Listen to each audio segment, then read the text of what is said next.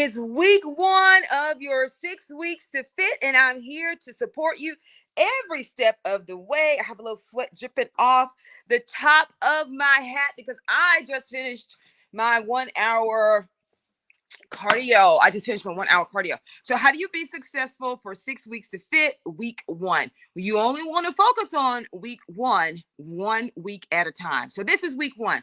Number one, you want to go in today and look at your meal plan, your meal guide, and plan out the foods for the week. How much food will you need? Write this. You want to write this down because when you get to the grocery store, so many things, sights and sounds kind of take over you and take over me. So you want to have a list of items and foods you need: breakfast, lunch, dinner, and you cannot forget those snacks. You can't forget those snacks. Remember, you want to mix and match your foods, use seasonings on your foods, become creative with your foods, measure your foods. That's really important. Sometimes we try to eyeball our food and it's more than what we're really eating. So, week one, how to be successful. Number one, look over your meal guide.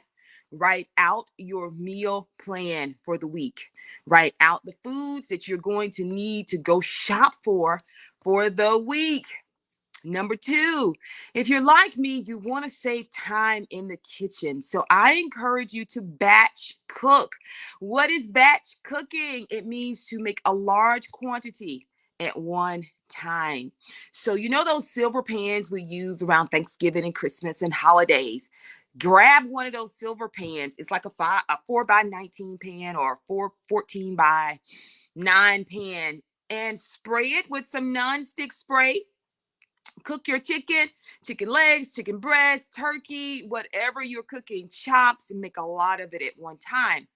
And if you're going to eat the same thing for lunch and dinner, you want to double your portions, right? For example, if you get a package of chops and it has 6 in them, and you're going to eat that for the next 3 days, right? 3 days. And you're going to eat one for lunch and one for dinner, you're going to need 2 packages, right? Because 2 a day will give you 3 days. 3 days. And so you need to double your packages of meat. You're going to need to double your quantities of, if you're getting rice, beans, whatever it is, if you're eating more than one time per day using the same item, remember to double your quantity. Double your quantity. Number two, you're going to need to schedule, right? This is scheduling. This is your why not. You're going to need to schedule your workouts. If you know, and a lot of you have overcame a lot, and I am so proud of your effort that you're making. You've gotten up this morning and you've gotten your 1 hour in already. So you are winning. You are winning already. You are taking action already, right? Yeah.